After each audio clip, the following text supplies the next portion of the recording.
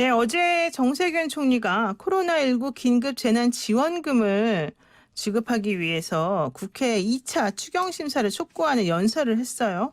국회 예산결산특별위원회 위원장을 맡고 있는 김재원 미래통합당 정책위 의장 연결해서 긴급 재난지원금 어떻게 지급해야 될지 한번 알아보겠습니다. 위원장님 안녕하세요. 네, 안녕하세요. 네, 어제 사실은 그 김재원 우리 위원장님 얘기가 많이 뉴스에 나왔습니다. 긴급 재난지원금 관련된 문제가 이제 그만큼 이슈가 됐기 때문일 텐데요. 일단 어제까지 정리된 상황은 정확히 어떤 걸까요? 어제 이제 정부 측에서 추경 예산안을 국회에 제출하고 또 국무총리가 국회에서 시정연설을 했습니다. 네.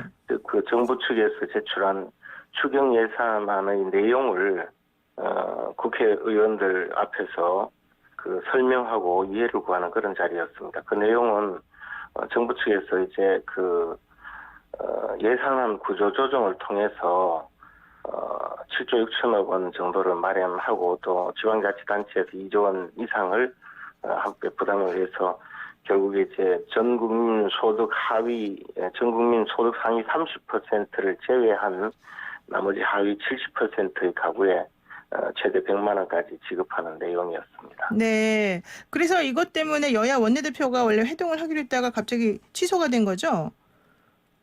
글쎄 그 부분은 뭐 그런 약속이 있었던 것은 아닌 걸로 아는데 어쨌든 뭐 회동하려고 하다가 서로 시간이 안 맞아서 미뤄진 것으로 알고 있습니다. 네. 그런데요, 위원장님, 사실은 그 지난 총선 때 황교안 대표가 그냥 국민 1인당 50만 원씩 다 주자 이렇게 얘기가 되면서 이 국민 모두에게 지급하는 걸로 얘기가 급물살을 탄 거 아니었나요? 근데 사실은 위원장님의 의견은 뭐 하려고 소득 상위 30%까지 지원금을 주느냐 이제 이런 입장이 있었던 것 같습니다. 그 이거 전혀 어떻게? 사실이 다르고요. 아, 달라요? 예. 이게 제대로 아시고 좀 말씀하시면 좋겠습니다. 우리 네. 당에서 당시 이야기한 것은 현재 이제 지난해 그 예산안 통과시킨 정부 예산안이 512조 원이거든요. 네. 그런데 그 이후에 코로나19 사태로 지금 굉장히 많은 예산이 집행이 안 되고 있거든요.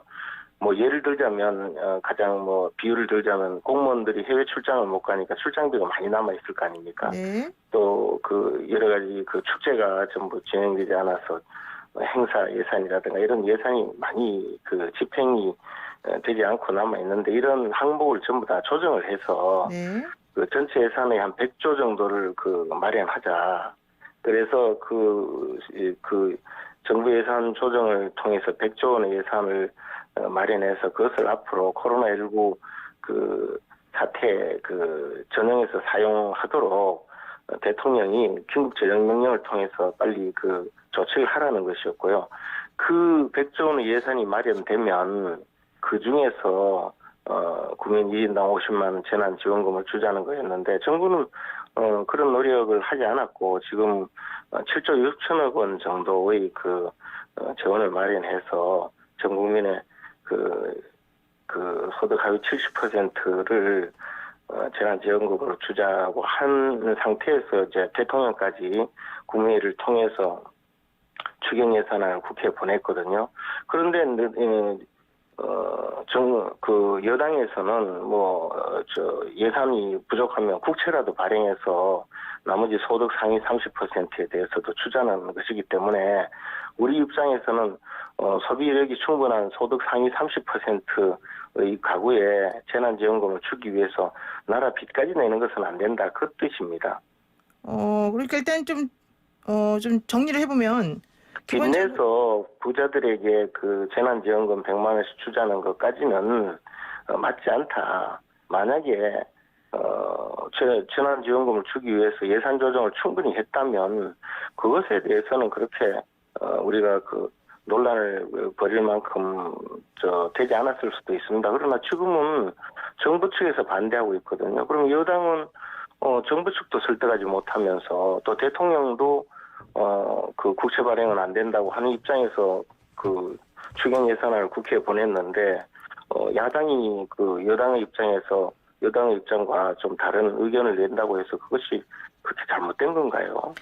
제가 지금 질문을 하겠습니다. 지금 말씀하시는 건 이제 두 가지 포인트로 정리가 될 것 같은데 재원 마련하는 방법 하나 하고 또 하나는 지급 대상에 대한 얘기인 것 같습니다. 재원 마련은 지금 미래통합당 입장에서는 예산이 집행 안 되고 있는 것을 전용해서 대통령이 긴급재정 명령권 같은 거를 발동해서 하면 되고 대신에 그게 그렇게 마련된 돈들이 아마 100조 그것은 정도 이제 될 거다. 총선 때 당시의 이야기고요.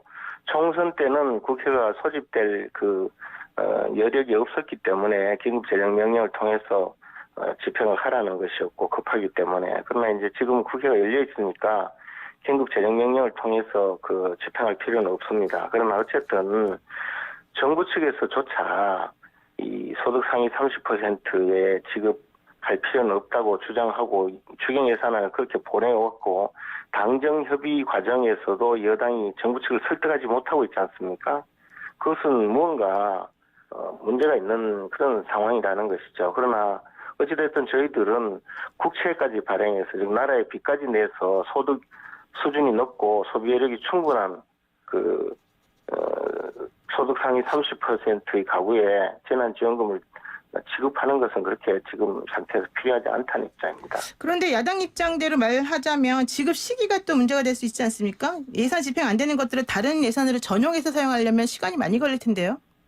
지금까지 충분히 시간이 있었거든요. 그리고 또 하나는 7조 6천억 원의 예산 전용을 마련하는 과정에 만약에 소득 상위 100%까지 다 지급하려고 정부 측에서 마음먹었다면 곧바로 전용을 했겠죠. 예전에 아동수당을 지급할 때 같은 경우에도 기준을 맞춰서 걸러내는 게 더 어렵기 때문에 더 그냥 일괄적으로 주는 게 맞다라고 하는 입장들이 많이 있어서 좀 서러운 그런 사례가 있었던 주장도 것 같은데요. 있었는데 네. 그것은 그때 당시에도 그렇게 그것 때문에 즉 소득 상위 20%를 걸러내는 것이 비용이 많이 든다라고 주장했지만 그렇지 않았거든요. 네, 그러니까 그렇게 뭐 소득 하위 70% 걸러내는 건 그렇게 힘들지 않을 것이다. 이렇게 지금 보시는 입장인 것이고. 지금 전부 전산화가 되었고 소득 추계가 전산화가 되어서 이미 소득세를 낸다든가 또는 건강보험 기준을 마련한다든가 하는 것이 전산화되어 있기 때문에 지금 말씀하시는 대로 그렇게 상황은 되지 않을 겁니다. 그러면은 예전에 황교안 총리가 선거 때 1인당 50만 원씩 주겠다라고 얘기한 거는 국민 소득 하위 70%를 대상으로 1인당 50만 원씩 주겠다 이 뜻이었던 건가요? 방금 말씀하셔놓고 말씀이 달라지셨는데요. 전 국민에게 모두 제가 달라졌나요? 50만 원씩 지급한다는 말이었죠. 그런데 네. 70%라는 말은 처음 듣는 이야기입니다. 다만 황교안 대표가 당시에 그런 말씀하신 내용은 예산 항목 조정을 통해서 100조 원의 자금을 마련해서 그 중에서 재난지원금도 지급하자라고 했던 겁니다. 아니 그러니까요. 제가 좀 전에 위원장님께 여쭤봤었는데 제가 이해를 못한다고 말씀하셔서 제가 좀 정리를 하는 차원에서 지금 얘기가 자꾸 돌고 도는데요. 자 어쨌든 1인당 50만 원씩 주자고 했던 거는 맞다 이렇게 보시는 겁니까 그러면? 그때 당시에 다시 네. 말씀드리는데 네. 예산 항목 조정을 통해서 100조 원의 자금을 마련하면 그 중에서 전 국민에게 1인당 50만 원씩 주자고 했던 겁니다. 네. 그래서 전제가 100조 원의 자금을 마련해 달라는 거였습니다. 네, 100조 원의 그 예산 전용을 통한 자금이 마련되면 거기서 1인당 50만 원씩 준다 이거였다. 예, 알겠습니다. 그런데 어제 정세균 총리가 발표한 긴급 재난지원금도 소득 상위 30%를 제외한 4인 이상 가구 기준 100만 원이었단 말이에요. 이 부분은 그러면 찬성하시는 거예요? 기본적으로 정부 측에서 지금 현 상황을 엄중하게 보고 재난지원금을 지급하겠다는 그 방식 자체는 저희들도 동의하고 있습니다. 네. 그리고 그 예산 항목 조정을 통해서 7조 6천억 원을 마련하고 또 지방자치단체에서 사용하지 못하는 예산을 합쳐서 소득 하위 70%의 가구에 필요한 재난지원금을 주자는 데 대해서 저희들도 충분히 수긍하고 있습니다. 네. 그러면 지금 여당하고는 얘기가 되고 있습니까? 여당도 아직 공식적으로 제안을 한다거나 한 적이 없이 언론에 대고 자꾸 주장을 하고 있는 상황입니다. 한 번도 저희들에게 그런 대화를 한 적은 없습니다. 예. 지금 김재원 위원장께서는 이 여당이 주장하고 있는 전국민 확대 혹은 국채 발행으로 재원 충당하는 안을 반대하는 이유가 정확하게 무엇 때문일까요, 그러면? 계속 말씀드렸는데요. 소득 상위 30%까지 재난 지원금을 주기 위해서 국채를 발행하면 현재 코로나19 사태가 언제까지 진행이 될지 모르거든요. 그런데 지금 이미 우리나라는 수퍼 예산을 마련해서 이미 재정 건전성이 크게 악화되는 상황에 있습니다. 그런데 이번에 그냥 100만 원씩 나눠주고 나면 모든 사태가 종료된다면 정부 측으로서는 안도하겠지만 정부 측에서는 이보다 더한 사태가 올지도 모른다는 항상 그 대비를 해야 되거든요. 그런데 이미 재정적으로 거의 바닥이 난 상태를 만들어 놓고 또 국채를 발행해 놨다가 이후에 더 대응할 아무런 수단이 없게 되면 안 된다는 것이죠. 그래서 재정은 조금 항상 여력을 두고 운영을 해야 되니 저는 소득 상위 30%까지 재난지원금을 주기 위해서 국채 발행하는 것은 지금 맞지 않다는 입장입니다. 네, 그러니까 코로나19 사태가 언제 끝날지 모르는 상황이니까 지금 돈을 다 이렇게 퍼주거나 하기 위해서 빚까지 만들어내는 거는 옳지 않다 이렇게 보신다는 거군요. 그렇습니다. 네. 그런데 어제 저희가 조경태 최고위원하고 인터뷰를 했는데요. 전 국민 대상 지급하는 여당의 입장에 대해서 야당이 적극 협조하는 게 바람직하다 이런 얘기를 피력하셨습니다. 그러면은 지금 야당 내에서도 서로 의견이 좀 다르신가요, 의원들끼리? 저는 우리 조경태 최고위원님하고 그 문제를 상의해 본 적이 없습니다. 그리고 예결위원장이기 때문에 예산심사는 제가 담당을 해야 됩니다.